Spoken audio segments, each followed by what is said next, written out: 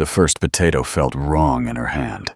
Not soft, not rotten, just wrong. Mary Whitaker stood alone in her root cellar in the Bitterroot Valley, holding that single potato up to the lantern light. It looked fine. Brown skin, no smell, no visible rot. But when she pressed her thumb into it, she felt the faintest give beneath the surface, and her heart dropped, because she had felt that before. If you have ever lived where winter lasts half the year, you know this feeling. The moment when something small whispers that something much bigger is coming. Above her, the valley was still golden with autumn. Frost had not yet touched the fields. Smoke rose gently from chimneys. Children laughed near the creek. But down in that cellar, Mary knew. The harvest was failing, and winter was coming fast. She moved quickly, a lantern in one hand, lifting sack after sack. Potatoes, carrots, turnips. Each one felt slightly heavier with worry. Not spoiled yet, but beginning. And when rot begins, it does not ask permission. It spreads. She climbed out of the cellar and stepped into the sharp October air. The mountains already wore a thin dusting of white along their peaks. Snow was rehearsing. Her husband, Thomas, was splitting wood by the shed. He looked up and saw her face. "How bad?" he asked. Mary did not answer right away. She had learned long ago that fear must be measured before it is spoken. "Bad enough," she said quietly. Thomas leaned on the axe handle. They both understood numbers. They did not need to speak them. 93 souls in the valley. 93 mouths. If 40% of the harvest rotted early, a winter would not forgive them. And this was not a valley where wagons arrived with help. Once the passes closed, they were alone until spring. Mary looked toward the western cliffs, where limestone walls rose pale and silent above the settlement. She had noticed something there months earlier, a cold breath of air escaping from a crack in the rock during the heat of August. Cool when everything else baked. At the time, she had only marked it in her mind. Now, it returned to her with force. "What are you thinking?" Thomas asked. "I'm thinking the ground failed us," she said. "So maybe we stop trusting the ground." That night, while others ate supper, Mary took a lantern and climbed toward the cliff face. She tied a rope around her waist and anchored it to a pine tree. Not because she was afraid, but because she respected stone. The crack in the rock was narrow. She turned sideways and slipped through. For 10 feet, the rock pressed against her shoulders. Then, suddenly, the passage opened. The air changed. It was steady, cool, still. No wind, no fluctuation. She lifted the lantern higher. A chamber stretched out before her, carved by time, not by hands. Smooth limestone walls, dry floor, no sunlight. She pressed her palm against the stone. Cold, but not freezing. Constant. And that is when hope began to rise inside her like something alive. If the temperature did not change here, if the air stayed like this in January, if vegetables slept instead of sprouting, then winter would not own them. But as she stepped deeper into the cave, something shifted above. A small grinding sound. A pebble fell near her boot. She froze. Mountain rock does not warn twice. The lantern flickered. Her breath quickened. For one long second, she understood something clearly. If she died here, no one would even know where to look. The darkness in that cave was complete. Not night, not shadow. Absolute black. The kind that makes you realize how fragile a single flame is. She stood still. Then, slowly, carefully, She turned and made her way back toward the entrance. When she emerged into the fading daylight, she did not cry, but her hands trembled. Thomas was waiting. "Well?" he asked. She looked back at the cliff. "There's a room inside that mountain," she said softly, "and it's colder than any cellar we've ever dug." He studied her face. "Is it safe?" She hesitated, then answered honestly, "No." He nodded once, and that was that. Well, the next morning, they began. Not publicly, not loudly. They hauled cedar boards up the slope, built shelves inside the cave. Thomas reinforced the entrance with a timber frame. Mary tested the air in different chambers, one slightly warmer, one colder. She memorized them. By November, they moved a small portion of their stores inside. Just to see. The snow came early that year, heavy, wet. By December, 3 families reported spoilage in their cellars. By January, mold crept across damp walls underground. But inside the cave, nothing changed. Potatoes remained firm. Cabbage did not sprout. Meat hung dry and untouched. Word began to travel. Quiet at first, then louder. One evening, Reverend Holt came to their door. "Mary," he said gently, "well, if what I'm hearing is true, the valley may need that cave." She looked past him, at cabins scattered under snow, at smoke rising thin and uncertain, at 93 lives, and she felt something settle inside her. She had built it for her family, but winter had made it larger than that. "Yes," she said slowly, "the valley will use it." She did not yet know what that decision would cost her. She did not know that before spring came, every pound of food in that settlement would pass through her hands. She did not know that the numbers would keep her awake at night. She did not know that 93 lives would begin, depending on one woman standing in the dark with a lantern and a notebook. But winter was only beginning. By the second week of January, the cave no longer belonged to Mary Whitaker. It belonged to the valley. Families came in slow lines through the snow, hauling sacks on sleds, leading tired mules, carrying whatever the storm had not already claimed. Potatoes, carrots, barrels of salted pork, crocks of cabbage. Everything was weighed. Everything was counted. Mary stood at a rough wooden table just inside the cave entrance, lantern light brushing her face, pencil moving steadily across the pages of her leather notebook. 93 people. 127 days until thaw. If no one fell sick. If no more storms came. If the harvest that remained did not turn. She wrote numbers the way other women wrote letters. Carefully. Without emotion. But the emotion was there. She felt it every time a child walked past her carrying a sack that was too heavy for small arms. Early in the process, she made one rule: to no private stores. Everything went inside the mountain. Everything. Some men did not like that. Eli Turner spoke first. "My cellar's always been good enough," he said, standing near the cave entrance, breath fogging in the cold air. "I'll share if needed, but I'll keep what's mine." Mary did not argue loudly. She simply opened her notebook and turned it toward him. "Your cellar froze 2 winters ago," she said calmly. "You lost nearly a quarter of your potatoes. That was different." "Winter does not care about different," she replied. There was no anger in her voice, only arithmetic. Eli looked at the shelves carved into limestone, at the steady air that did not change, at the sacks already stacked behind her. He exhaled, and that night, his stores joined the rest. Not everyone surrendered easily. Jacob Stratton refused outright.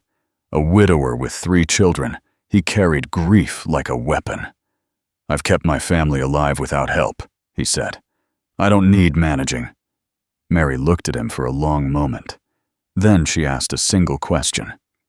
"If your children wake hungry in March, will pride feed them?" He said nothing, but he did not bring his stores. Not yet. The storm that came in early February changed everything. It arrived without warning. 3 days of wind so strong it bent young trees and drove snow sideways until the sky and ground became the same color. On the second night, the Fenton cabin roof collapsed under the weight of wet snow. They lost half their winter stores in minutes. Frozen solid. Crushed. By morning, they were standing inside Mary's cave, pale and shaking, at watching their neighbors' food stacked in careful rows. Mary did not speak. She simply adjusted the notebook. 93 became 93 minus nothing. No one was turned away. That night, as the storm howled outside, she lay awake in her cabin, coughing softly into her blanket so Thomas would not hear. She ran numbers in the dark. 1,600 calories per person per day. Barely enough. If anyone weakened, they would need more. If anyone took extra, someone else would fall short. This was the part people did not see. They saw shelves. They saw food. They did not see the knife edge. Midway through February, she discovered something that made her stomach tighten. In the deepest chamber, behind 2 empty sacks, she found 30 pounds of potatoes hidden under a coat. Union Army blue. Silas Mercer. Silas had survived the war. He rarely spoke about it. Mary stood there in the cold, staring at the hidden stash. 30 pounds. 2 weeks of life for one family. 3 days for everyone. Her first feeling was anger, not at hunger, at betrayal. The system only worked if the math was honest. She carried the potatoes back to the main chamber, added them quietly, adjusted nothing. Then she walked through the snow to Silas's cabin. He was sitting near a small fire. He did not look surprised when she entered. "I found them," she said gently. His hands trembled. She saw it then. Not greed. Fear. A fear so old it had roots deeper than this valley. "You are not in that camp anymore," she said quietly. "No one here will let you starve." He stared at the floor. She did not shame him. She did not threaten him. But she simply said, "The cave is your reserve. All of it." For a long time he did not speak. Then he nodded once. The next morning, he volunteered to help guard the entrance from wolves. He never hid food again. But the strain was growing. Illness began moving through the settlement in late February. A fever, a stomach sickness. Weakened bodies struggled. The sick needed more rations, but there was no extra. Mary reduced every portion slightly. No one noticed at first. But by early March, cheeks were hollowing. Children grew quieter. Even Thomas moved more slowly when splitting wood. One evening, Reverend Holt stood beside her as she measured rations. "Are we going to make it?" he asked. She looked at the shelves, at the shrinking stacks, at the notebook. "Yes," she said. But inside, she recalculated again.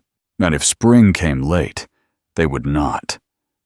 And then something happened she had not planned for. She collapsed inside the cave.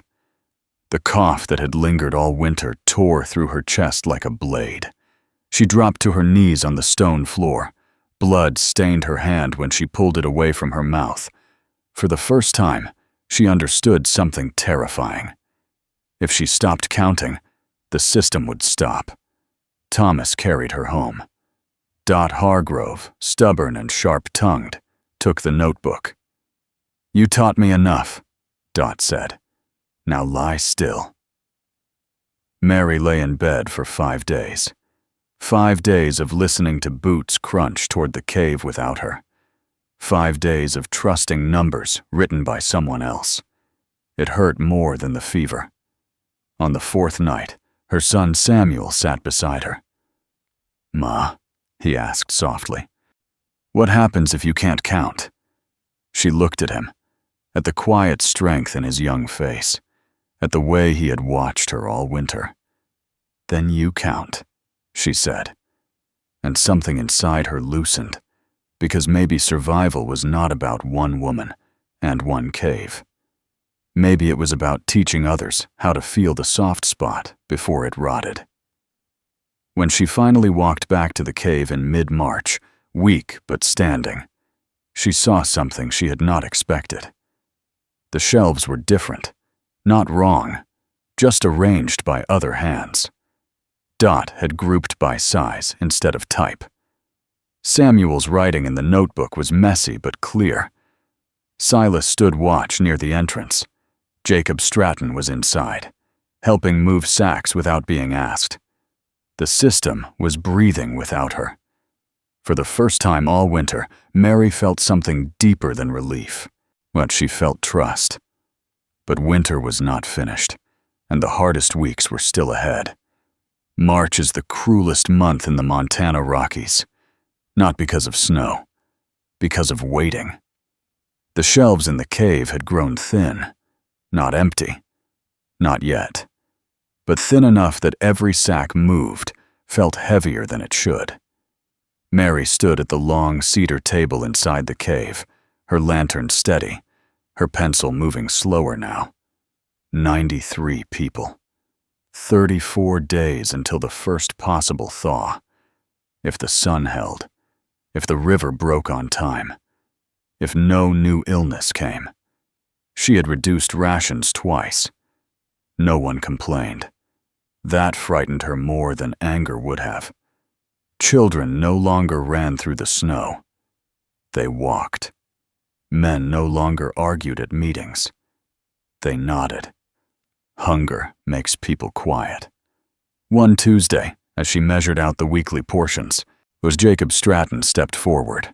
He did not meet her eyes. "I owe you," he said. Mary paused. "You owe the math," she replied. He swallowed. "My boys are alive because of this place." She looked at him carefully. Grief had softened in him, not disappeared, just reshaped. He began standing guard at the cave entrance every morning after that. No apology, just presence. The fever that had moved through the valley began to fade by mid-March. Silas regained his strength. The Fentons rebuilt a temporary roof. Smoke rose from every chimney again, but the numbers were still sharp. On the 21st of March, Mary ran the totals 3 times. The final column left less than a week of food beyond their projected need. If spring delayed even 10 days, someone would go without. That night, she did not sleep. She lay awake beside Thomas, listening to the wind brushing the cabin walls. And she remembered something her mother once told her when she was a girl, kneeling beside a cellar shelf. Everything that fails does so quietly at first. She had built the cave to prevent quiet failure. Now she wondered if she herself had become one. The cough had not left her. It waited. On the 25th of March, the river made a different sound. Not loud, just different. Mary stepped outside before dawn. The air felt softer. She walked down to the creek. Ice had cracked along the edges. Thin sheets drifted slowly in the current. She stood there a long time, breathing carefully. Behind her, the valley was waking. Doors opening. Boots on snow. Samuel joined her. "Is it breaking?" he asked. "Yes," she said, but she did not smile yet. A winter in Montana likes to pretend it is done before it truly is. 3 more days passed. Then the south-facing slopes began to darken with exposed earth. Snow shrank in patches. and on the first morning of April, a child shouted from the edge of the settlement, "Grass!" It was just a thin blade, fragile, but alive. Mary walked to the cave one last time for a full inspection. The shelves were nearly bare now, exactly as planned, exactly enough. She ran her hand along the cedar boards Thomas had shaped years ago. She checked the deepest chamber. Cool, steady, faithful. She turned toward the entrance, and that was when the pain struck.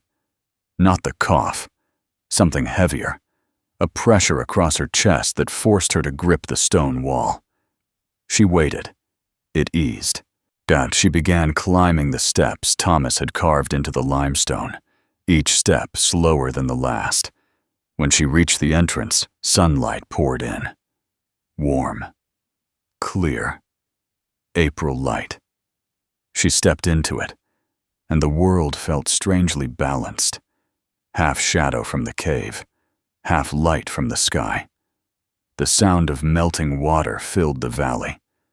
Children laughing again, men talking louder. She had done it. They had done it. 93 souls, alive. The pain returned, stronger this time. Her lantern slipped from her hand and shattered against the rocks. She tried to steady herself, but her knees gave way. She fell just outside the cave entrance, the stone cool beneath her, the sun warm on her face. She was not afraid. For years, she had feared the darkness inside the mountain. Now, lying between shadow and light, she felt something else. Completion. Samuel found her later that morning. He knelt beside her, calling her name softly. Her notebook lay open in the dirt, pages fluttering in the spring breeze. He picked it up and held it against his chest, the way he had seen her do countless times. The valley buried Mary Whitaker on the hillside above the creek. Reverend Holt spoke of numbers, of attention, of the discipline of caring when no one is watching. He said she had not fought wolves or blizzards. She had fought neglect, and she had won. The cave continued.